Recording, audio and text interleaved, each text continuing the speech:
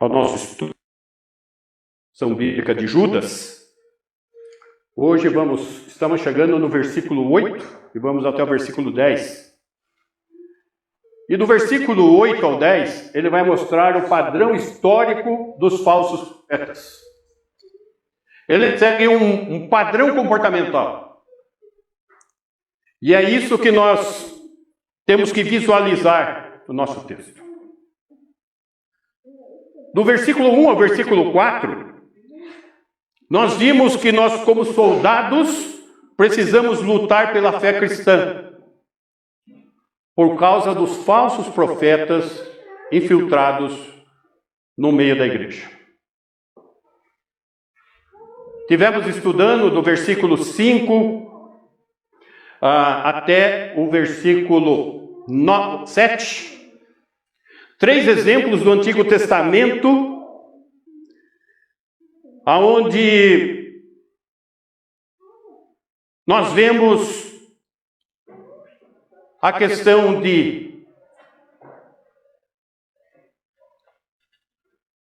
da incredulidade de Israel, dos anjos que pecaram e de Sodoma e Gomorra. Isso nós vimos e concluímos Sodoma e Gomorra no último estudo.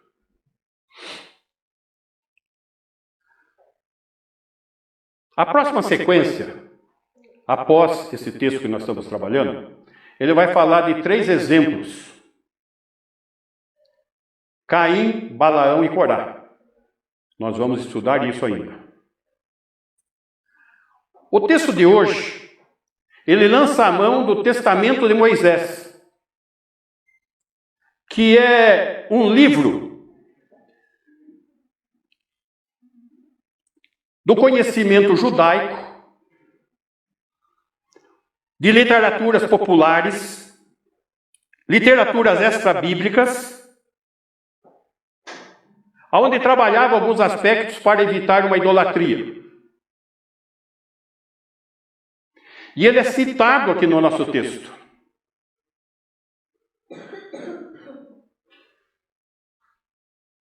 O livro de Judas. Põe, por favor, no versículo 3.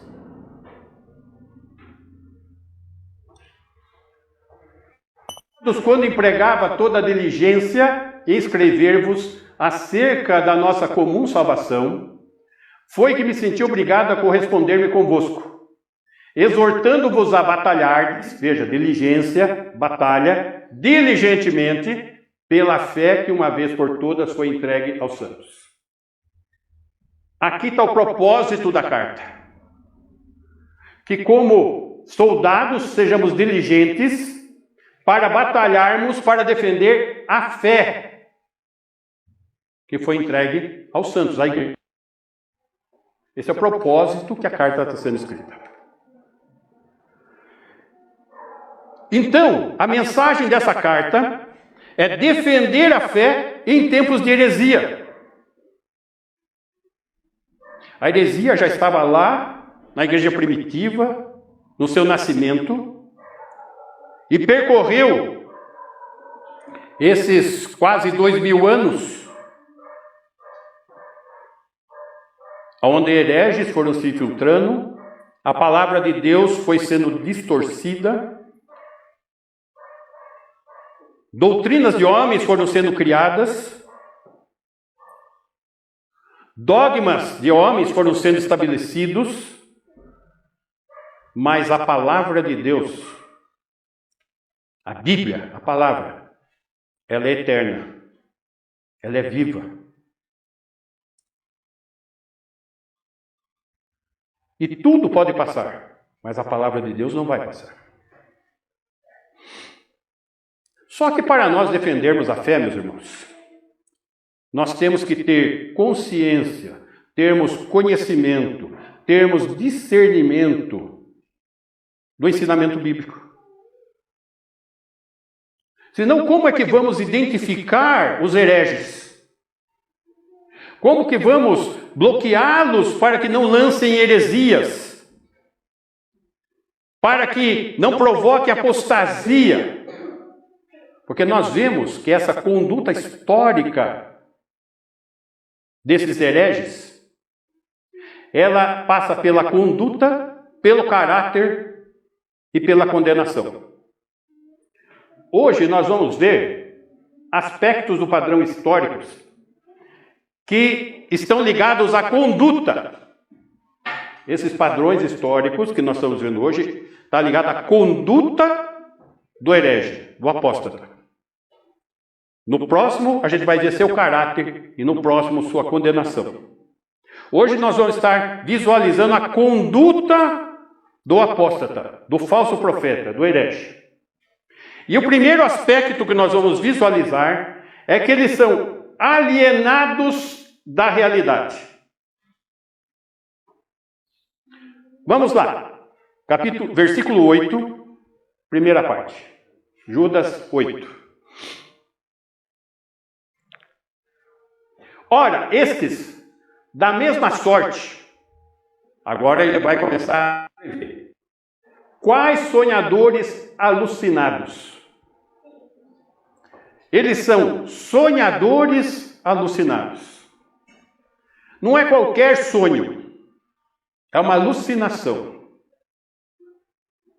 É algo que só está na cabeça do falso profeta e não na mente de Deus, não na palavra de Deus. É algo próprio dele. E para nós visualizarmos isso, nós visualizamos que eles não são realistas. Porque eles justificam os seus ensinamentos com sonhos, com alucinações, dizendo que o Senhor é que revelou a ele. Dessa maneira, introduzindo na igreja suas apostasias e heresias destruidoras.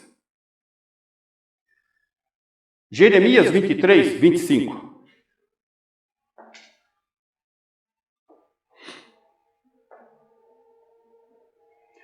Tem ouvido o que dizem aqueles proclamando, dizendo alucinados, mentiras em nome de Deus. Versículo 26. Até quando sucederá isso no coração dos profetas? Como mentiras? Como só o engano do próprio coração? É uma alucinação fora da realidade. Eles são alienados. É algo que está na cabeça dele, não está na Escritura. Você não vai conferir na Escritura o que ele sonhou, porque não contém o que ele sonhou na Escritura.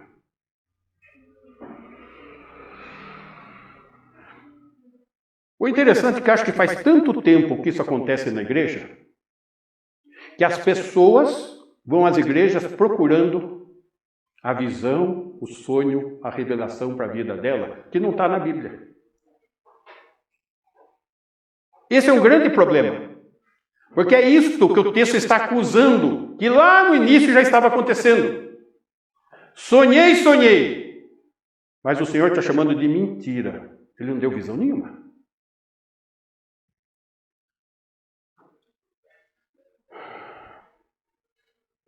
Então aqui nós vemos a primeira característica.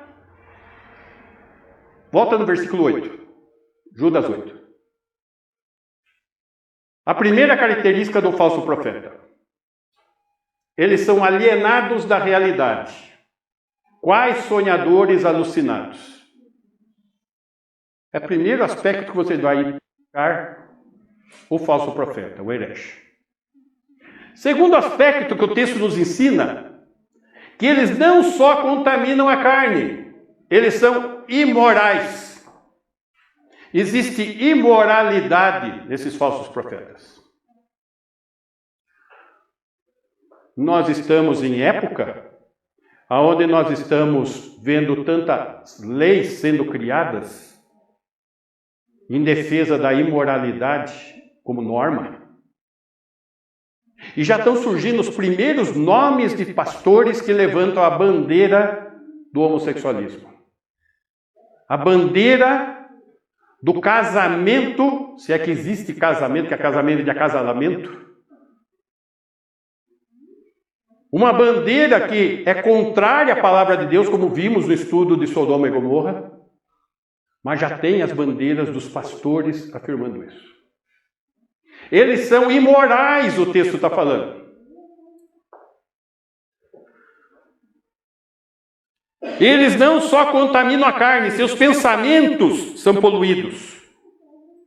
Seus pensamentos são saturados de fantasias imundas. Eles anseiam por práticas como os homens de Sodoma e Gomorra, com vícios sexuais contrários à natureza.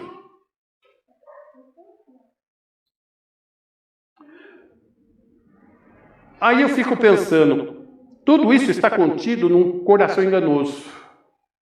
E a Bíblia fala que esse coração é enganoso, profundamente corrupto. Nem o próprio homem o conhece. Quem o conhecerá? E quando eu penso no texto de Romanos 12, 2, transformai-vos pela renovação da vossa mente, para que experimenteis qual seja a boa, agradável e perfeita vontade de Deus. Esse processo de santificação, ele trabalha a partir do Espírito, dentro da pessoa, na mente da pessoa, nos pensamentos da pessoa.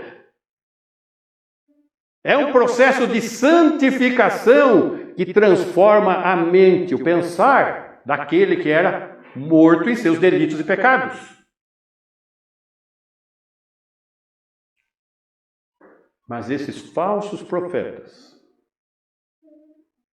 eles são imorais, porque eles têm uma mente deturpada.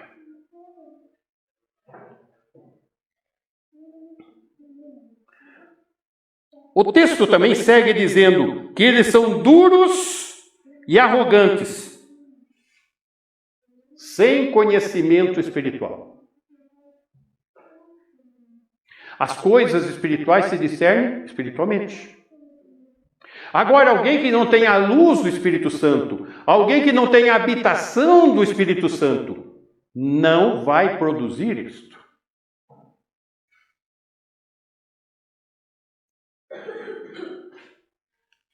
Versículo 8. Como também rejeitam governo, difamam autoridades superiores, olha a questão comportamental aqui. Eles não se submetem, eles são duros e arrogantes. Rejeitam o governo, rejeitam autoridades superiores. Vamos lembrar que a mensagem aqui estava contra o movimento antinomiano. O que era esse movimento que foi identificado lá e ainda é presente em nossos dias? Homens anti-lei, e no caso, anti-lei de Deus. Eles não querem se saber da lei de Deus. Eles lançam mão da palavra de Deus como a serpente lançou no Éden, distorcendo. Como o próprio Satanás, tentando Jesus no deserto, lançou mão da palavra, distorcendo. Eles não querem se submeter, eles querem manipular, eles querem conduzir ao erro. Só que a palavra de Deus por si só não conduz ao erro, mas eles manipulam para isso. Eles rejeitam o governo. Eles defendem o fim das leis e a anarquia. Vocês estão vendo o mundo aí? Dá uma olhada. Fim da lei e anarquia.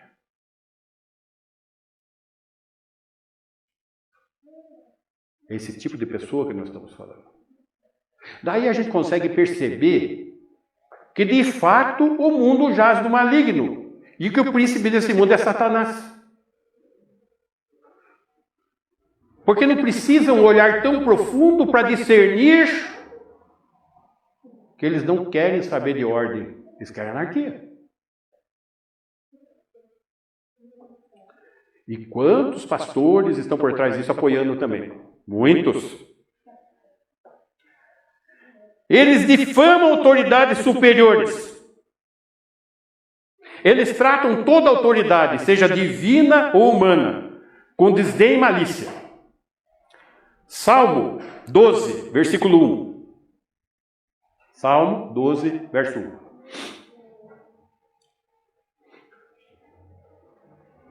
Socorro, Senhor, porque já não há homens piedosos, homens dotados de fé. Desaparecem os fiéis entre os filhos dos homens. 2. Falam com falsidade uns aos outros. Falam com lábios bajuladores e coração fingido. 3. Corte o Senhor todos os lábios bajuladores, a língua que fala soberbamente. 4. Pois dizem, com a língua prevaleceremos. Os lábios são nossos. Quem é o Senhor sobre nós? A boca é minha e eu falo o que eu quero.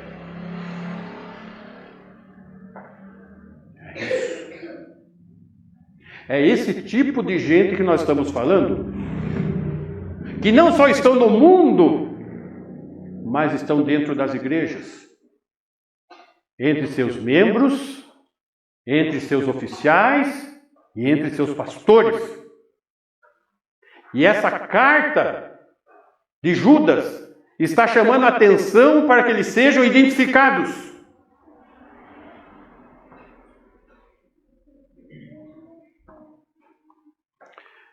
Judas 9.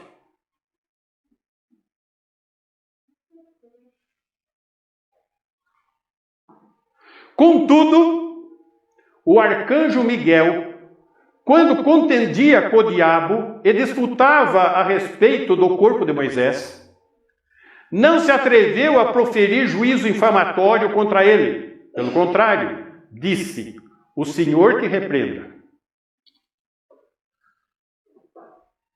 Nesse sentido, nós temos aqui o exemplo de Miguel. Em que sentido? De não ser antinomiano, de não afrontar a lei de Deus. Mantém no versículo 9 lá. Isso. E aqui nós estamos diante de uma revelação a respeito do corpo de Moisés que não tem em outros textos da Escritura, só tem aqui. E essa informação que eu falei para os irmãos, que foi tirada do Testamento de Moisés, que era uma literatura popular, de comum conhecimento dos judeus. Então, quando Judas lança a mão de uma informação, embora dentro de um livro apócrifo, histórico, não canônico, mas ele lança a mão de uma verdade que ali dentro estava registrada, à luz da inspiração do Espírito Santo. Assim mesmo como Paulo fez, citando poetas, ditados.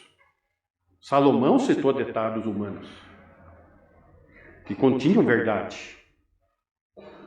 E aqui está sendo citado algo a respeito do corpo de Moisés. Na literatura judaica, o que eles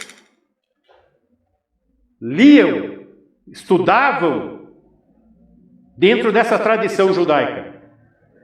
Que quando Moisés morreu, como ele matou um egípcio, diz lá, não é isso, gente, diz lá, só para vocês entenderem a mente deles. Diz lá que Satanás foi reclamar o corpo de Moisés, porque ele era um assassino, ele tinha matado um homem.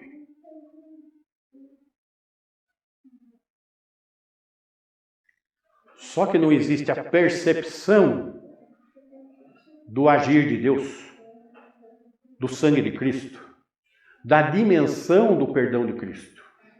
Uma coisa que nós nunca podemos perder a percepção, meus irmãos, é a dimensão do poder do sangue de Jesus.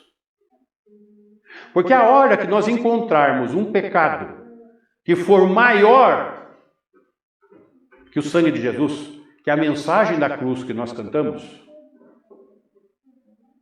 Jesus não é Deus e não é o Todo-Poderoso.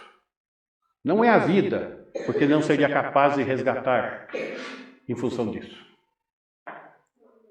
Então, quando nós estabelecemos um pecado que limita a pessoa à condenação no inferno, nós estamos menosprezando a obra de Cristo.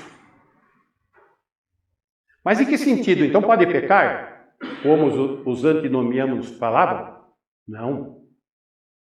Porque a Bíblia fala que é necessário o quê? Arrependimento, confissão, mudança de vida e assumir uma nova vida em Cristo, lavado pelo sangue de Cristo. Então, esta obra resgatadora resgata o maior escravo do pecado e de suas práticas, desde que ele creia, se arrependa e viva essa nova vida. E aqui nós estamos visualizando então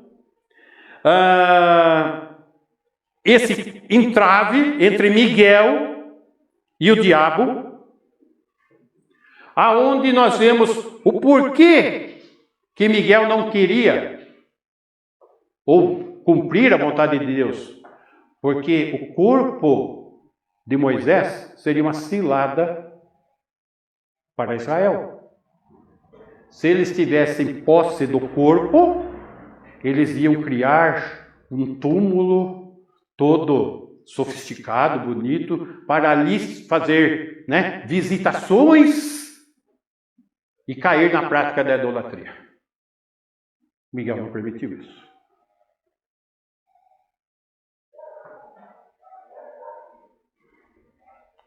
Aqui nós vemos que Pedro também analisou essas circunstâncias, esses acontecimentos. 2 Pedro, capítulo 2, versículo 10.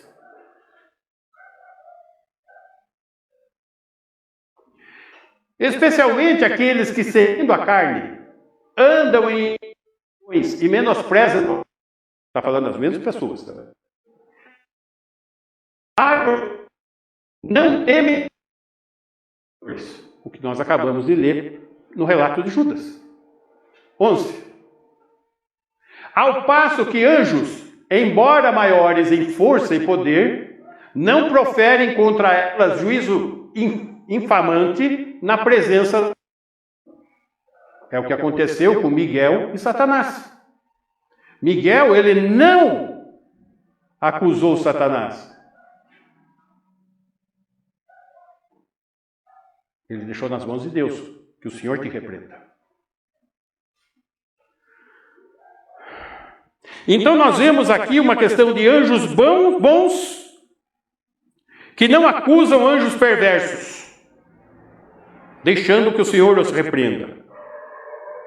E aqui ele está fazendo uma alusão a quê? Aos falsos profetas quanto à autoridade de Deus, porque eles rejeitam a autoridade de Deus.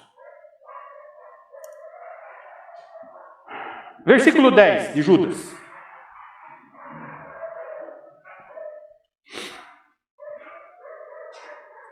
Estes, porém, quanto a tudo que não entendem, veja só, eles asseveram ter conhecimento. Eles dizem que têm.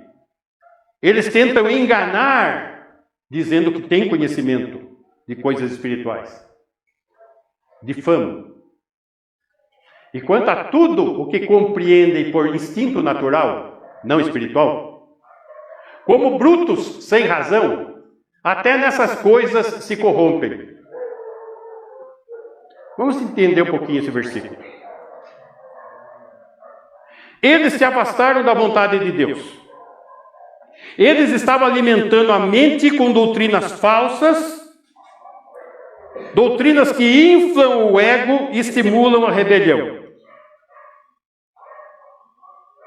Você é capaz. Você tem mérito. Você é tão bonzinho que só resta o céu para você. Autossuficiência, autoestima, pregação do mundo, ensinamento do mundo, que está dentro da igreja.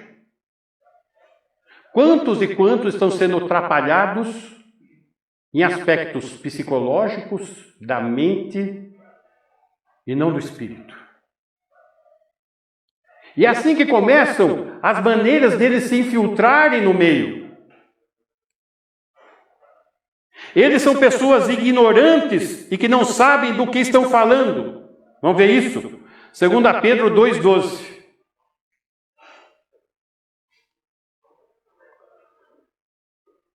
Esses, todavia, como brutos e irracionais, como animais, naturalmente feitos para presa e destruição, falando mal daquilo em que são ignorantes, não tem discernimento espiritual, na sua destruição também hão de ser destruídos. Então aquilo que eles vão destruir, eles vão ser destruídos juntos. 13. Recebendo injustiça por salário da injustiça que praticam. Olha a prática deles. Considerando como prazer a sua luxúria carnal, olha os aspectos aqui morais. Em pleno dia, para todo mundo ver na cara de todo mundo, quais nódoas e deformidades eles se revelam nas suas próprias mistificações. São místicos. Ensinam misticismo, não é Bíblia. Enquanto banqueteiam junto convosco. Eles estão aqui no culto, eles estão nos nossos encontros, né? Que nós encontramos para os nossos almoços, para as nossas festividades, eles estão lá.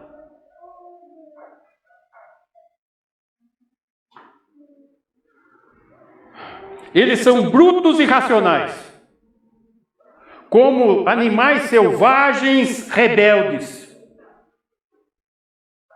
buscando concupiscências animalescas, antinaturais, como Sodoma e Gomorra, sentindo-se livres das leis de Deus.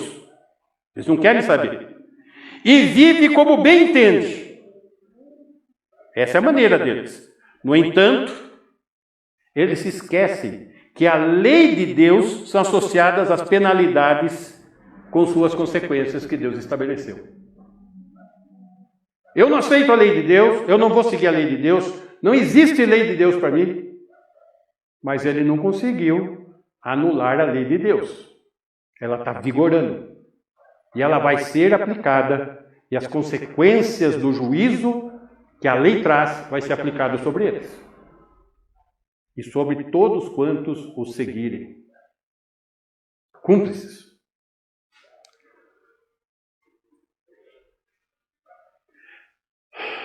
Volta no versículo 12. Presa à destruição, falando aquilo que são ignorantes. Isso. Agora volta em Judas, versículo 10.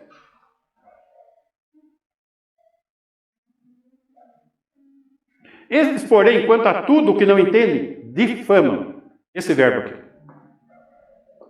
Esse verbo difamar, ele significa blasfêmia que vai além de tomar o nome de Deus em vão.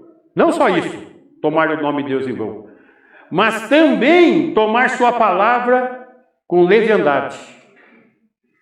Até zombar da palavra de Deus, desafiando a Deus.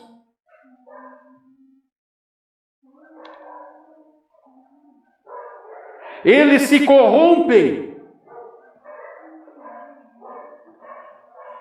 Eles são como animais que parecem apenas existir para serem abatidos.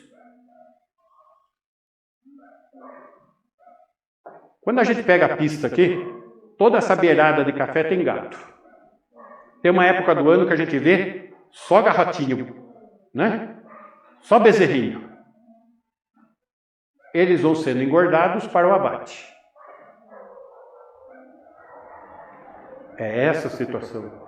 Eles são como animais que são criados para o abate.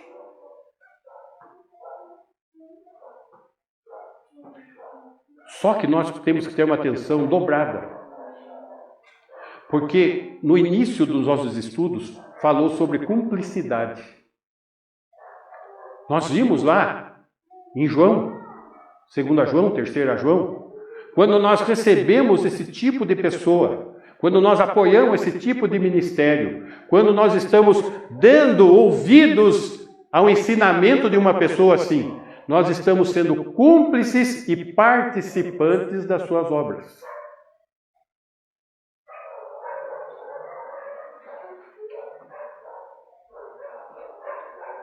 E sabe qual que é a atitude normal no meio cristão? Principalmente entre a liderança? Mas fulano é tão bonzinho, tão dedicado, ele é tão sincero, ele fala umas coisas mesmo, mas ele não fala só coisa errada, mas também tem coisa boa. E vão deixando a coisa correr e permanecer.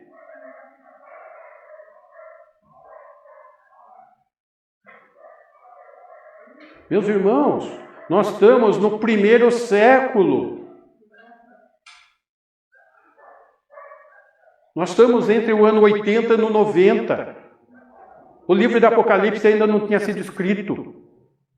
E a igreja já estava nessa situação.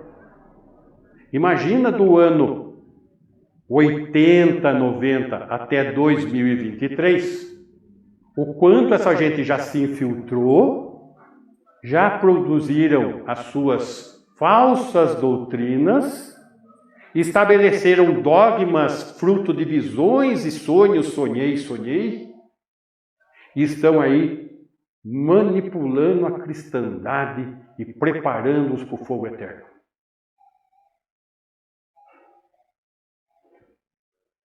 É muito sério o que nós estamos estudando.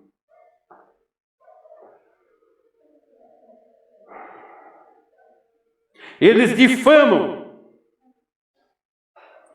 eles blasfemam, eles desafiam a Deus, eles são como animais para o abate, porque eles vão sofrer a injustiça que eles praticaram. Acabamos de ler isso. 2 Pedro 2,14. E já estamos encerrando. Tendo os olhos cheios de sério, é insaciável o pecado, incomodando o coração excitado na avareza, filhos malditos.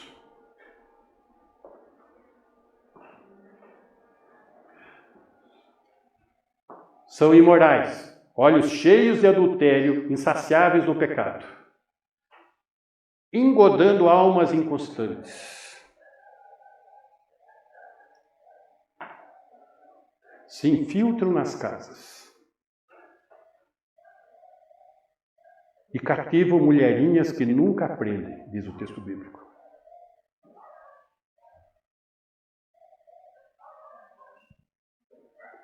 Engodando almas inconstantes, tendo o coração exercitado na avareza, filhos malditos. O interessante é que grande parte hoje das igrejas, eles avaliam o ministério de um pastor pelo resultado financeiro. Quantos membros são? Quantos são dizimistas? Quanto que essa igreja está produzindo? Chegam ao ponto de vender igreja com porteira fechada. Olha, eu estou vendendo essa igreja para outro ministério, contém 70 assentos, com 50 frequentadores e com... Gente, as negociações são por aí.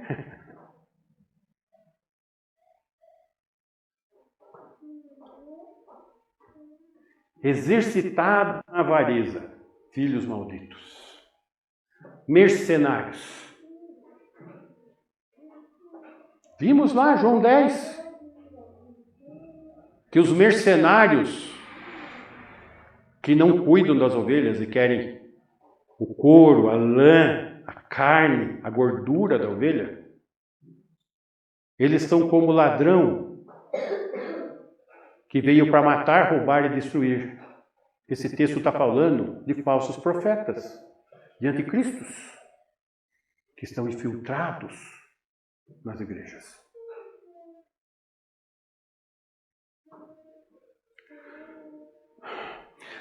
Se fazem passar por conhecedores das coisas espirituais. Se fazem. Pregam religiosidade. Pregam misticismo. Sonhei, sonhei. Enredam almas inconstantes, distorcendo a palavra para justificar os pecados que cometem. Pois nada que é feito com amor é pecado, dizem eles. E assim, se é certo para um líder, não pode ser errado para um leigo. O importante é o amor. Daí, hoje ser uma prática comum no meio cristão. Qual que é o problema de namorar e ter relação com a namorada?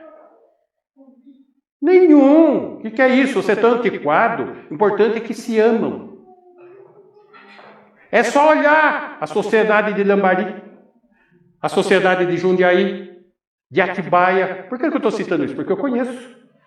Em Atibaia, chegou uma hora lá que nós estávamos, tinha 15 casais não casados. Precisamos fazer um trabalho de atacado para os casais lá. Quando eu cheguei em Jundiaí, boa parte dos casais não eram casados. E aqui em Lambari a mesma coisa.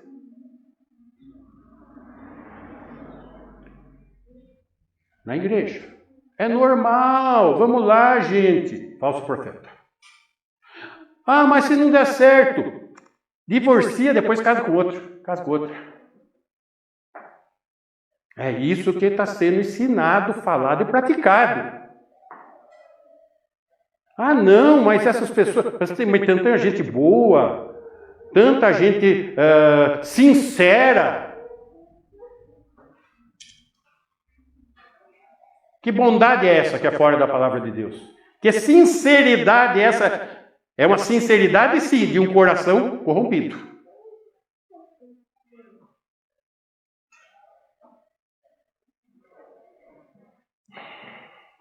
E por causa desse tipo de cristianismo apóstata, é que o nome de Cristo é difamado. Por causa dessas heresias. E o texto termina assim: filhos malditos.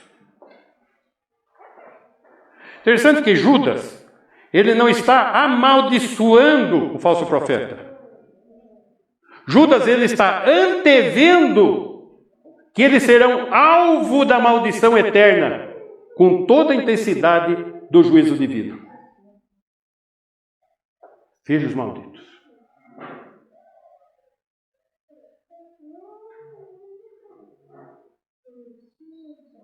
Não podemos perder a perspectiva bíblica, a convicção, a certeza, conhecer a palavra de Deus, identificar rapidamente os erros, bloquear a ação doutrinária avessa.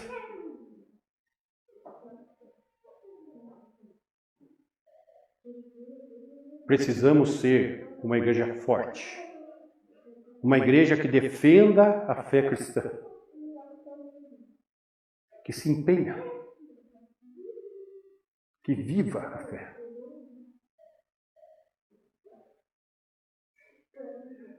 Que o Senhor nos ajude. Amém? Vamos ficar em pé? Donizete, vem encerrar com uma oração e pedir a bênção.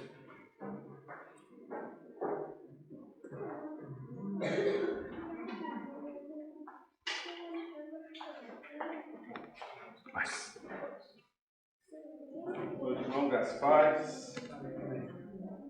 Deus nos ajude.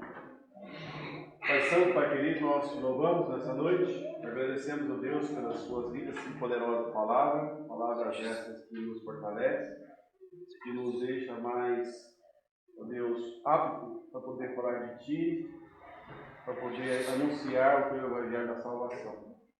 Louvamos a Deus pelos nossos ouvintes na internet, por cada um que veio, as pessoas que nos visitam. E oramos por aqueles que estão com enfermidades, que estejam visitando cada um, segundo o querer, segundo a tua vontade. As pessoas que estão nos hospitais, ó Deus, aqueles que estão encarcerados, na prisão. Nós pedimos a visitação do Espírito Santo do Senhor a cada um, a cada família. E perdoa, Senhor Deus, as nossas falhas, nossos pecados e tudo que nós vamos fazer, ó Deus, que seja debaixo da tua palavra, porque a tua palavra é a nossa orientação, a tua palavra é que nos conduz nesse mundo tão tenebroso, mas que assim de tudo nos leva para a eternidade. Por isso nós te louvamos, ó Deus, por cada um que veio. E é em nome de Jesus nós te agradecemos hoje e por sempre. Amém. O grande amor do nosso Deus Pai, a graça infinita do nosso querido Salvador Jesus Cristo, a comunhão e as doces consolações do Espírito Santo de Deus esteja com cada pessoa hoje e todo sempre. Amém. Amém. Amém. Ok, meus irmãos.